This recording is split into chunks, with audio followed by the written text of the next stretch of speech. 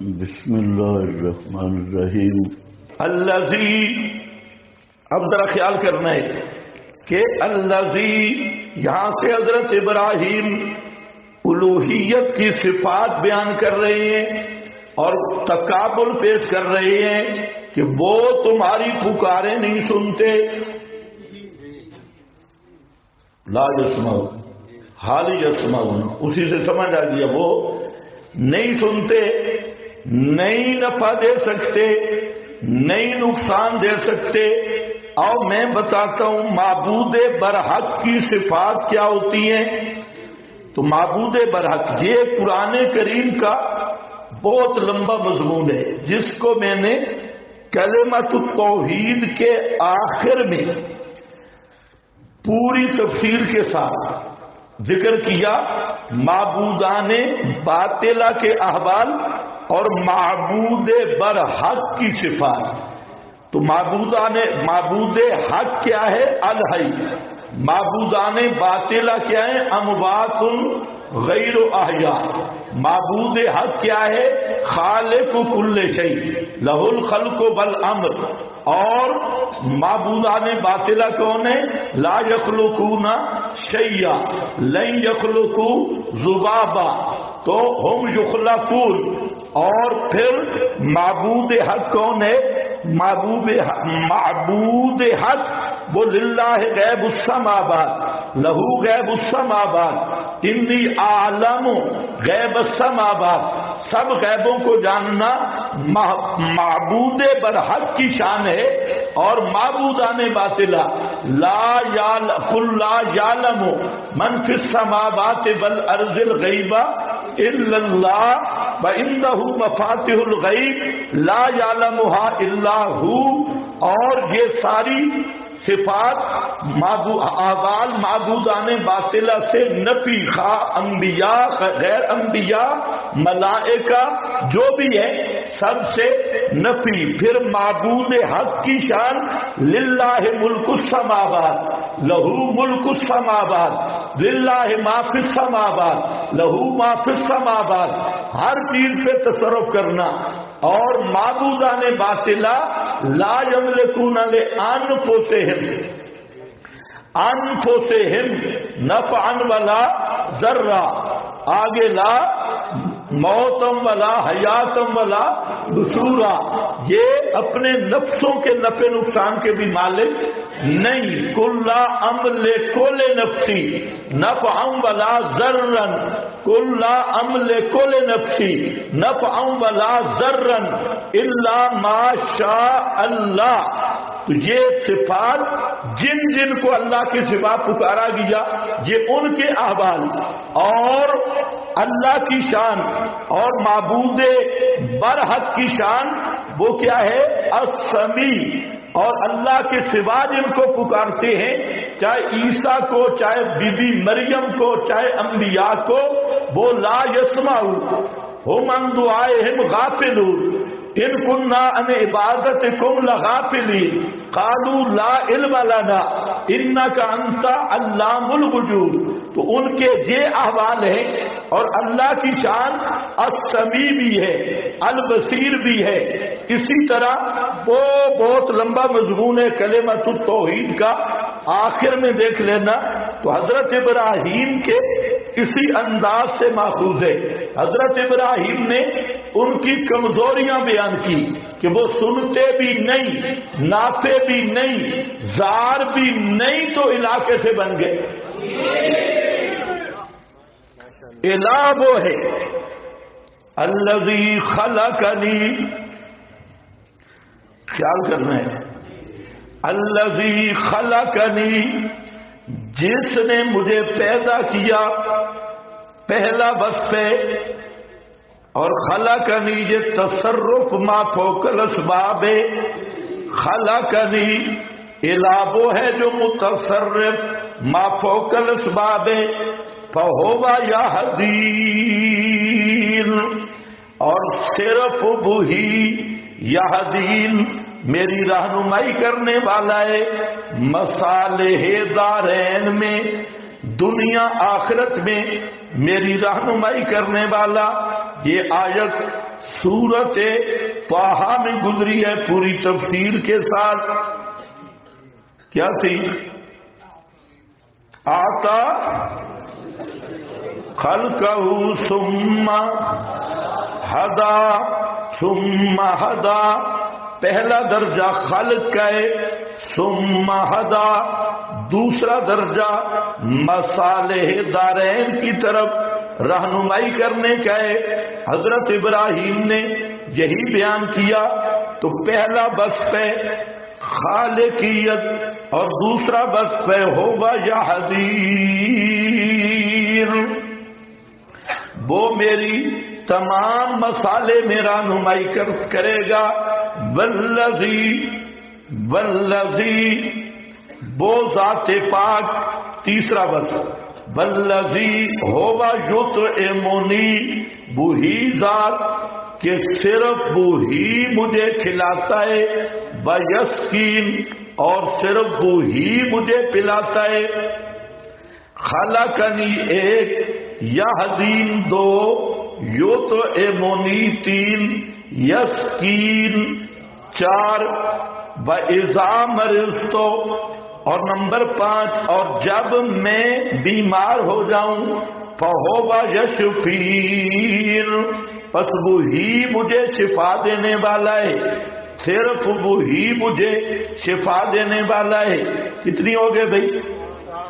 5. وَالَّذِي يُمِيتُنِي اور وہی ذات یمیتنی وقت پر مجھے موت دے گا، ثم یحیین پھر میت رکھے گا، ثم پھر قیامت کے دن مجھے زندہ کرے گا، قیامت کے دن مجھے زندہ کرے گا. یمیتنی کتنے ہو گئے؟ 6. اور یحیینی 7. والذی اطمع وہی ذات ہے کہ میں امید رکھتا ہوں یہ کہ بخش دے میرے لیے خطیئتی زلات میری، یوم الدین دن قیامت کے، یوم الدین جزا کے دن. کتنی ہو گئی؟ 8. یہ 8 صفات ذکر کی ہیں معبود برحق کی، معبود برحق کی یہ 8 عظمتیں اور شانیں، لیکن ان میں تھوڑا فرق ہے. الذی خلقنی میں حصر نہیں ہے،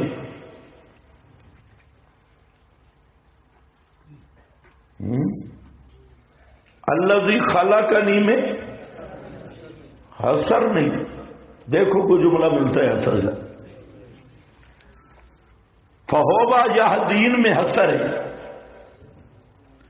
والذی ہوبا یطعمنی ویسقین میں حصر ہے، وَإِذَا مَرِضْتُ فَهُوَ یشفین میں حصر ہے، والذی یمیتنی میں حصر نہیں، ثم یحیین میں بھی حصر نہیں. کیوں؟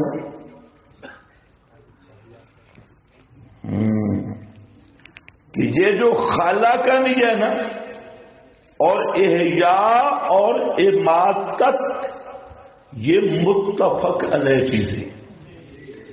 کسی کے ذہن میں نہ آئے کہ نمرود نے پیش کیا، نمرود نے بے ایمانی کی تھی، اس نے ہٹ درمی کی وجہ سے، انشاءاللہ پڑھیں گے کل کے سبق میں کہ یہ فرعون نمرود یہ سارے شیطنت کر رہے تھے. تو یہاں یہ جو 3 چیزیں ہیں نا یہ مسلم ہیں. یہ مشرکین بھی مانتے ہیں کہ خالق صرف اللہ ہے، اور محیی اور ممیت بھی صرف اللہ ہے. یہ مشرکین مانتے، اس لیے جہاں حصر نہیں آیا. اور حصر کس میں آیا؟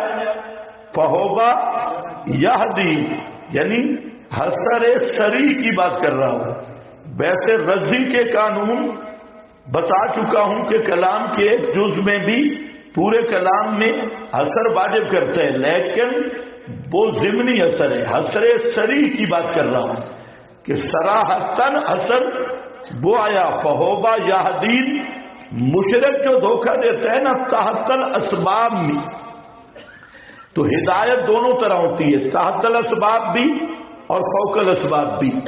خالق ہے ہی تحت الاسباب، جو معروف ہے خلقنی، اور والذی ہوگا یطعمنی، کھانا تحت الاسباب بھی ہے فوق الاسباب بھی ہے۔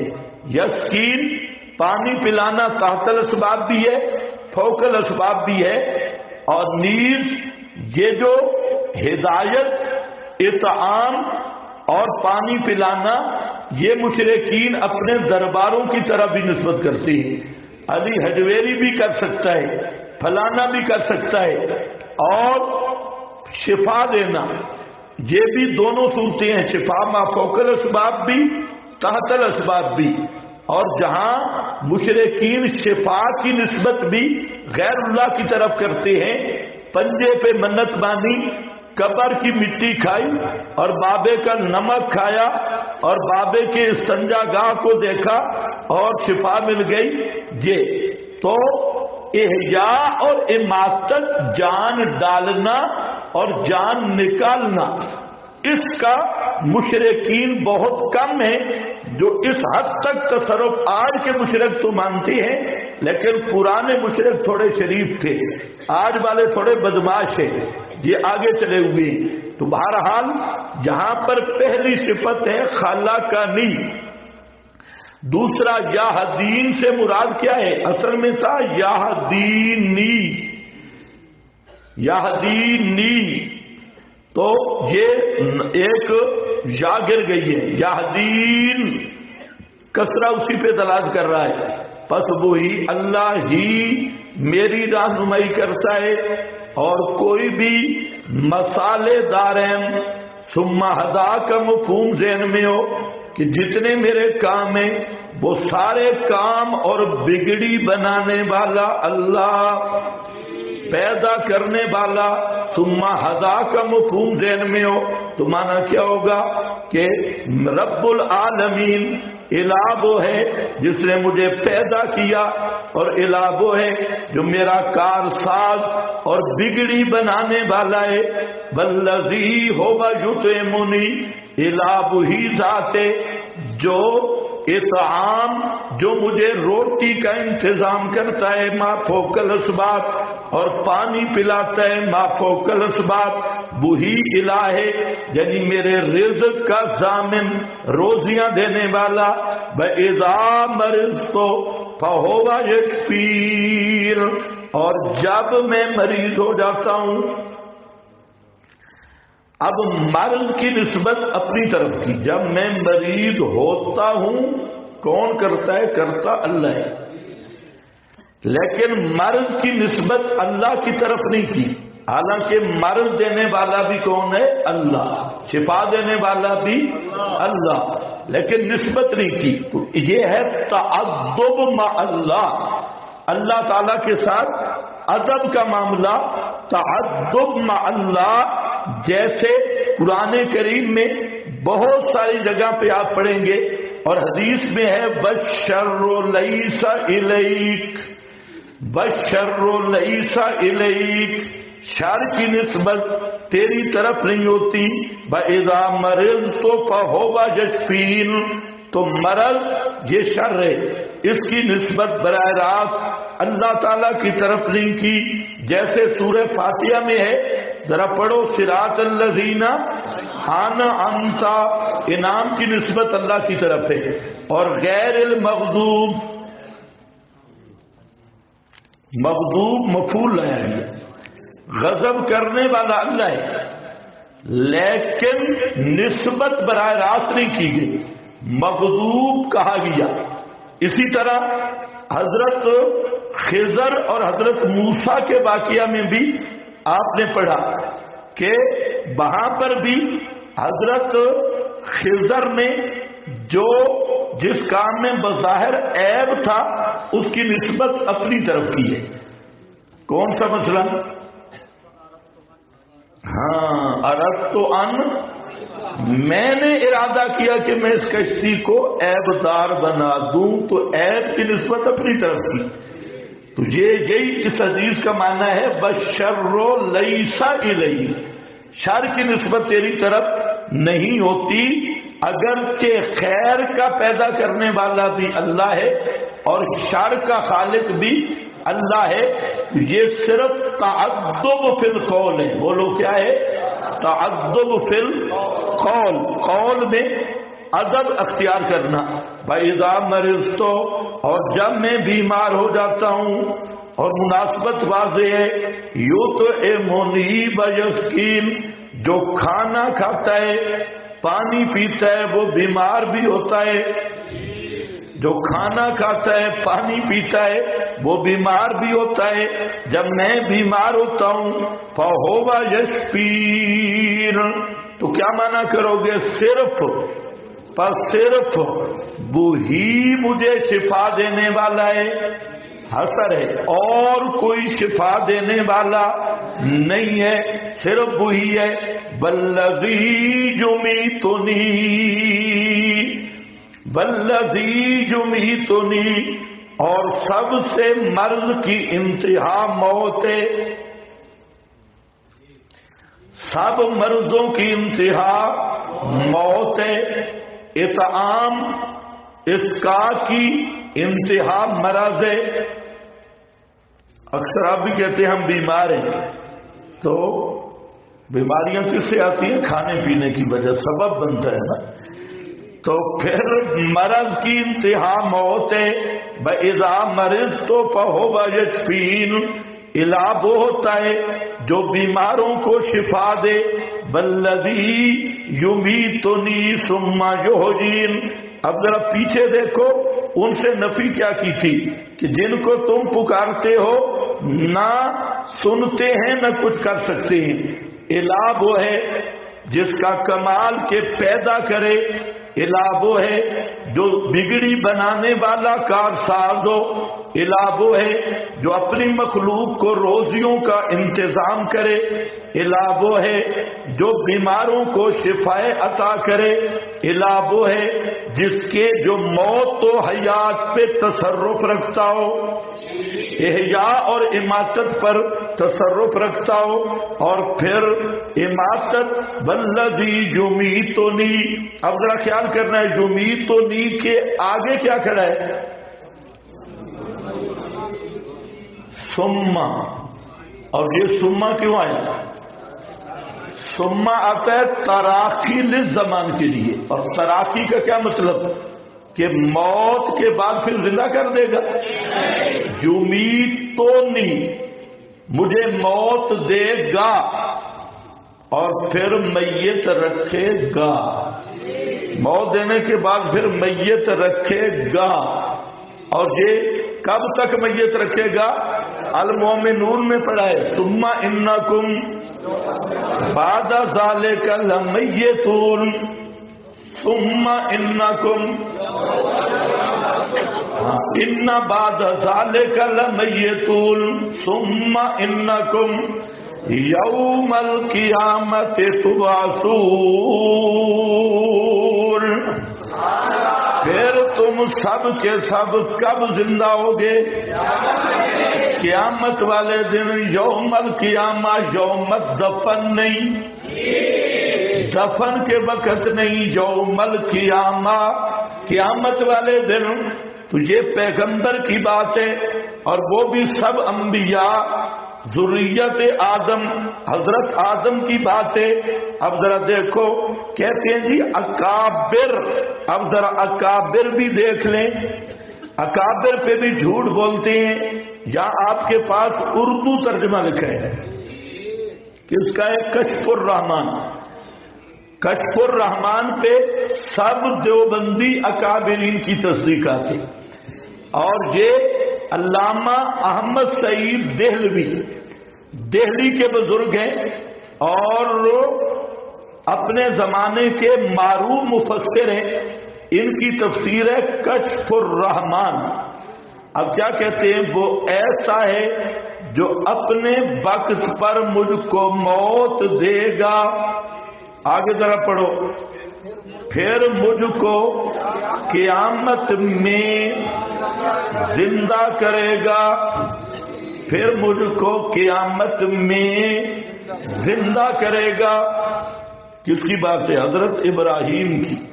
تو حضرت ابراہیم پہ موت آنے کے بعد پھر زندہ کب کرے گا؟ کون سی زندگی؟ اس جسم والی زندگی، روح جسم کے اندر والی زندگی. کیونکہ موت سے کون سی حیات ختم ہوتی ہے؟ دنیاوی، یہ جسم والی حیات. اور جو برزخ کی حیات ہے وہ اس کے منافی نہیں، کیونکہ برزخی حیات میں بھی روح جسم سے جدا ہے اور موت میں بھی روح جسم سے جدا. تو اب یہ ترجمہ ہے دوستو بزرگوں، یہ کوئی حاشیہ ماشیہ نہیں، لفظی ترجمہ ہے. اور علامہ احمد سعید دہلوی صاحب رحمت اللہ علیہ کا، اور دوسرا بزرگ ہے ماجدی. پڑھو ذرا. وہ موت و فنا طاری کرنے والا بھی مجھے بھی، وہی جزا سزا کے لیے دوبارہ جلانے والا بھی. دوبارہ یا سے بارہ؟ دوبارہ جلانے والا. جلانا زندہ کرنا، جیم کے نیچے کسرہ پڑھنا ہے، جلانا نہیں پڑھنا. جلانا، جلانا کا معنی زندہ کرنا. اس کے بعد علامہ حقانی کا ترجمہ ہے وہی موت دے گا، پھر قیامت کو دوبارہ وہی زندہ کرے گا، پھر قیامت کے دن دوبارہ وہی زندہ کرے گا. یہ للڑ برادری کا جو عقیدہ ہے، موت سے حیات ختم ہی نہیں ہوئی، بل نہیں ہوئی. موت آئی لیکن حیات ختم ہی نہیں ہوئی. بس بدستور ثابت علی الاستمرار، وہی حیات دنیاوی باقی رہی. اور ان سے پوچھو اور جھلے ہو پھر موت کس پہ آئی ہے؟ کون سی وہ موت ہے؟ موت آئی تھی، حیات ختم ہی نہیں، حیات اسی طرح باقی رہی. یہ ہے للڑ مارکیٹ کا عقیدہ. اور یہ حقیقت یہ ہے کہ یہ موت کے منکر ہے، اور یہ بالکل مرزا قادیانی کی طرح کہتے ہیں جی ہم موت مانتے ہیں، مرزا کہتے ہیں ہم ختم نبوت مانتے ہیں. حالانکہ ختم نبوت کی جو تحریف کرتا ہے مرزا، وہی تعریف یہ للڑ خان کرتے ہیں اور موت کے معنی کو بدلتے ہیں. یہ انشاءاللہ مسئلہ حیات اب آئے گا، اس میں آپ دیکھیں گے کہ موت کی حقیقت ہے کیا. اور یہ مسئلہ بھی یاد رکھ لو، یہ مسئلہ حیات یہ بعد کی بات ہے. یہ بھی ان کی شرارت ہے کہ مسئلہ حیات حیات. سب سے پہلا اختلاف وہ موت بھی ہے. پہلا اختلاف کس میں ہے؟ موت میں. یہ تو ان کا پروپیگنڈا ہے. آپ سیدھے سادے مسلمان ہیں اور وہ 74 چلاک پورے بیاض ہیں، تو اس لیے انہوں نے ہر چیز کوڈ بدلے. تو سب سے پہلے حضرت قاضی شمس الدین صاحب رحمۃ اللہ علیہ، ان کی کتاب ہے القول الجلی. قاضی صاحب نے شروع یہاں سے کیا کہ ہمارا اختلاف کی بنیاد ہی موت والا مسئلہ ہے.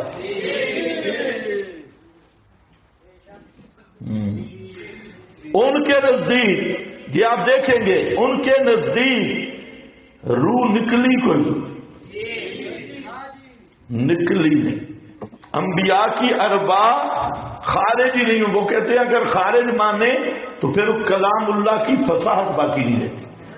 انکا میتم و انہم میتون، تو پھر قرآن اگر فصاحت باقی نہیں تو کلام اللہ نہیں. تو اب ان کے لیے دو راستے. خود وہ بزرگ فرما رہے ہیں کہ اگر ہم کہنا کہ نبی کی روح نکل گئی تو پھر تو قرآن کے خلاف ہے، قرآن کی فصاحت کے خلاف ہے، بلاغت کے خلاف ہے. مماتی برادری پہ بہت بڑا سوال ہے اور یہ قرآن کا انکار ہے. تو ان کا اصل دعویٰ یہی ہے کہ روح نکلی کوئی نہیں. تو جب روح نکلی نہیں نا تو پھر جہاں سے بات شروع ہوگی. کوشچن تو بنتا ہے، کوشچن. اب اس کوشچن والے کے حوالے بھی آ گئے. اور قرآن کیا کہہ رہا ہے؟ بلذی جمیتنی اچھا اس پر عربی عبارات بھی ہیں، حضرت تھانوی کا حوالہ بھی ذرا سن لو۔ اچھا المہند شریف میں بھی کما حققہ مولانا فی آب حیات، اور تھانوی صاحب کی ادھر بھی دستخط کہتے ہیں موجود ہیں المہند پہ بھی، لیکن بیان القرآن میں کیا لکھ رہے ہیں؟ جو مجھ کو وقت پر موت دے گا، آگے پھر قیامت کے روز مجھ کو زندہ کرے گا۔ اب ہم پوچھتے ہیں المہند ٹھیک ہے یا بیان القرآن ٹھیک ہے؟ یہ بیان القرآن کا ترجمہ ہے، اور کیا کہہ رہے ہیں؟ قیامت کے روز زندہ۔ میں حاشیے نہیں پڑھ رہا، ترجمہ پڑھ رہا ہوں، ترجمہ اس کو کہتے ہیں قطعی الدلالت، ترجمہ سے مسئلہ واضح ہو۔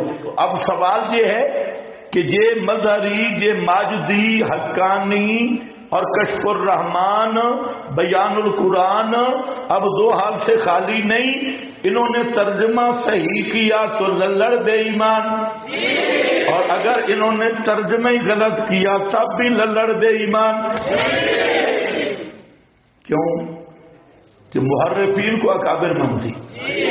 اگر ترجمہ انہوں نے غلط کیا ہے تو پھر یہ مفسر نہیں محرف ہے، اور محرفین کو اولیاء اللہ ماننا، ان کو اکابر ماننا تب بھی ایمان نہیں۔ اور اگر انہوں نے ترجمہ کیا صحیح تو المہند اڑ گئی، المہند بھی گئی، اور لنگڑوں کا ایمان تو پہلے بھی نہیں تھا، بھارت پھر بھی اڑ گیا تھا، پہلے بھی نہیں۔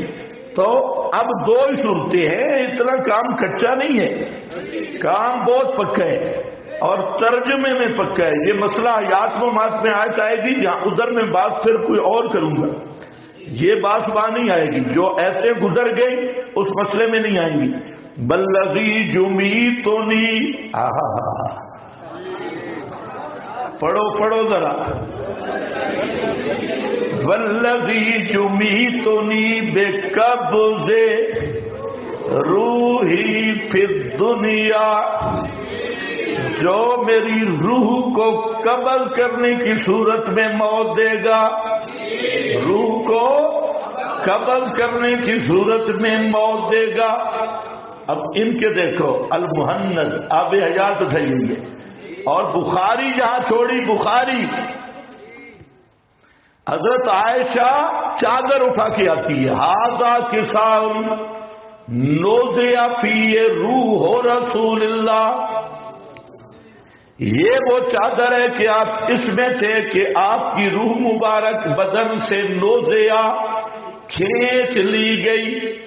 یہ آب حیات کو چاٹ رہے ہیں، المہند کو چاٹ رہے ہیں، یہ بخاری ہے، اور کہنے والی ام المومنین ہے، اور مسند احمد میں ہے، فلما خرجت نفسہ، کیا معنی کرو گے؟ فلما خرجت نفسہ، جب آپ کی روح مبارک بدن سے نکل گئی،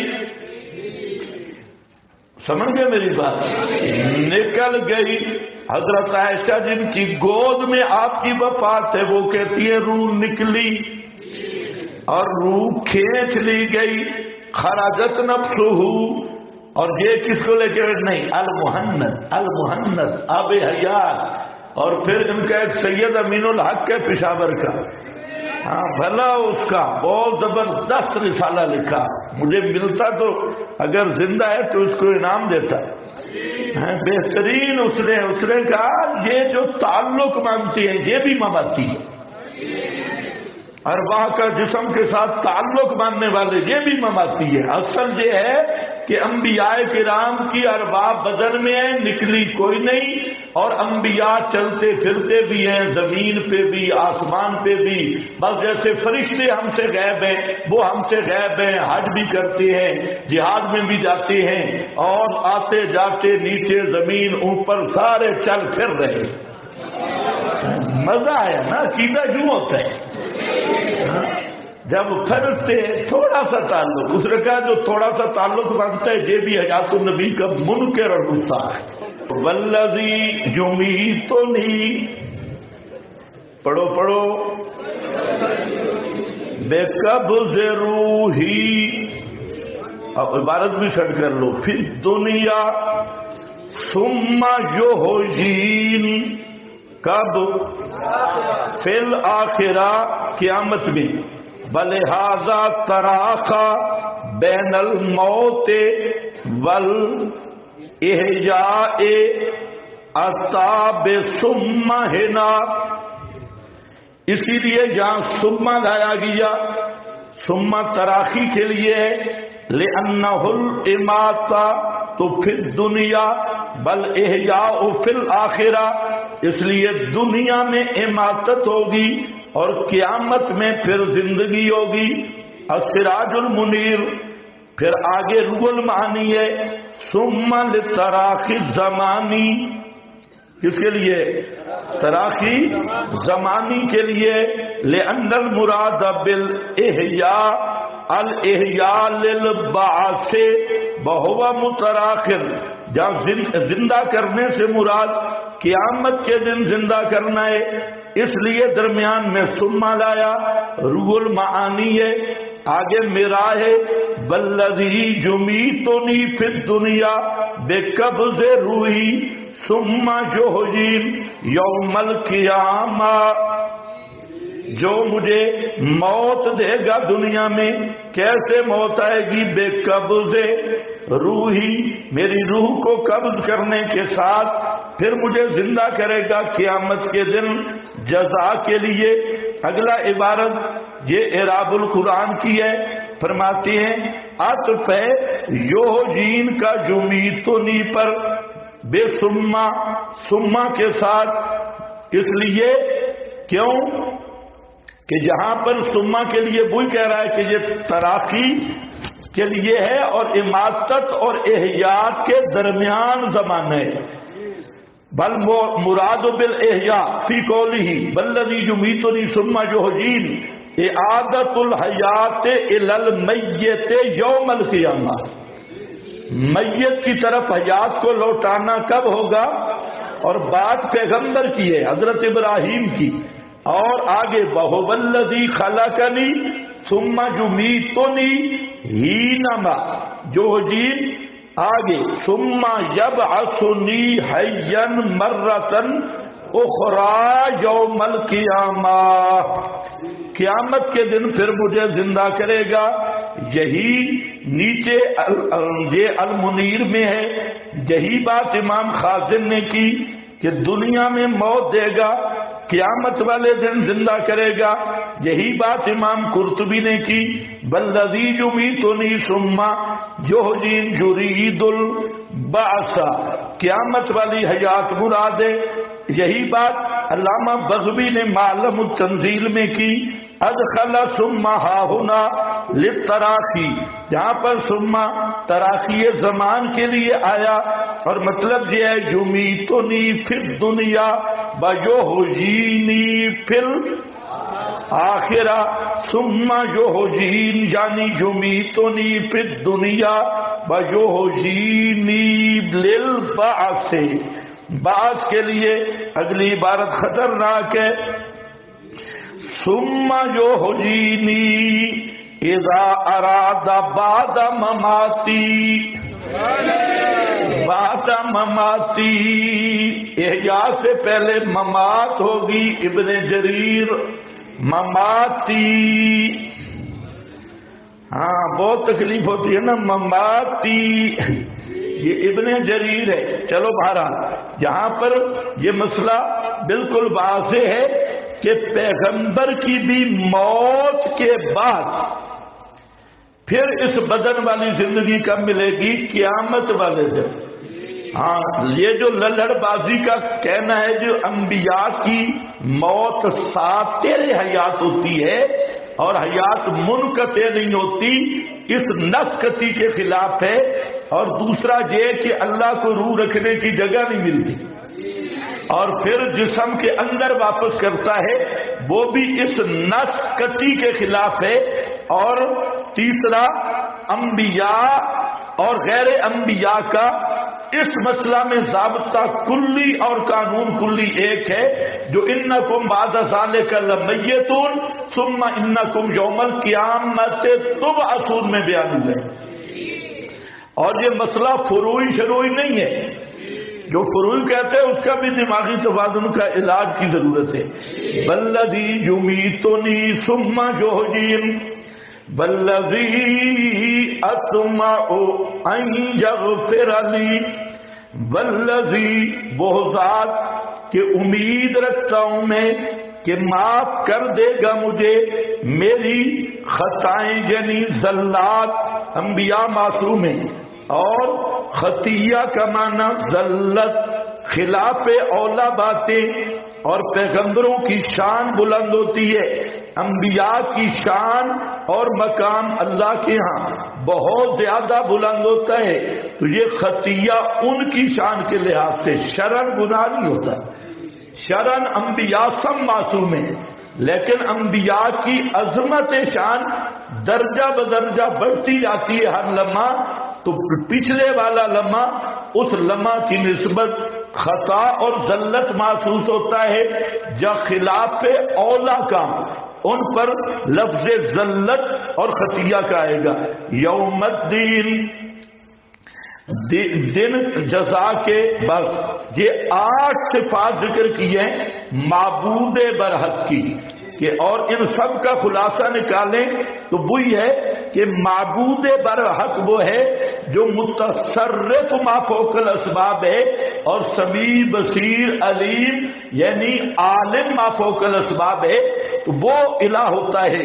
اور جن کو تم الہ مانتے ہو یہ سنتے بھی نہیں اور نفع نقصان کے یہ مالک بھی نہیں۔ اور اس کے اندر بھی بعض چیزیں آ گئی کہ حضرت ابراہیم کی مکہ والے پوجا کرتے تھے، صورتیں بنا رکھی تھی، ابھی میں نے بتایا، تو ان کو بھی بتایا گیا کہ حضرت ابراہیم بھی مخلوق ہیں، وہ بھی مسالے دارین میں اللہ کے محتاج ہیں، وہ بھی کھانے پینے والے ہیں، وہ بیمار بھی ہوتے اور ان کو بھی شفا اللہ دیتا، ان پہ موت بھی ہے، اور وہ بھی قیامت کے دن زندہ ہوں گے۔ جب ان کی یہ حالت ہے تو وہ حاجت روا کیسے بن گئے، مشکل کشا کیسے بن گئے؟ یہ ایسے ہے جیسے عیسائیوں کو فرمایا کہ عیسیٰ اور مریم یہ الہ نہیں ہے، کانا یاکلان الطعام، وہ کھانا کھاتے تھے، والذی اطمع ان یغفر، اس میں یہ سبق ہے کہ ابراہیم خلیل اللہ ہے، لیکن قیامت کے دن وہ بھی اللہ کے دربار کے شفیع کاری نہیں ہوں گے، وہ اپنی زلات کی بخشش کی اطمع و طمع اور امید کو ظاہر کر رہے ہیں۔ تو یہ عجز ابراہیم ہے، یہ نہیں ہے کہ جیسے قبر پرستوں نے قیامت کو سبزی منڈی بنا رکھا ہے۔ ہاں، قبر پرستوں کے نزدیک قیامت یہ سبزی منڈی، کوئی گورڑے والا مریدوں کو لے کے جا رہا ہے، کوئی سیال والا، کوئی جناب یہ سارے بھنگی چرسی، وہ کہتے ہیں نعرہ لگائیں گے حیدری علی کے ساتھ جائیں گے، کوئی کسی کے ساتھ، کوئی کسی کے ساتھ۔ یا حضرت ابراہیم خلیل اللہ بھی کانپ رہا ہے اور کیا کہتا ہے، میں امید رکھتا ہوں کہ اللہ میری خطائیں بھی معاف کر دے گا۔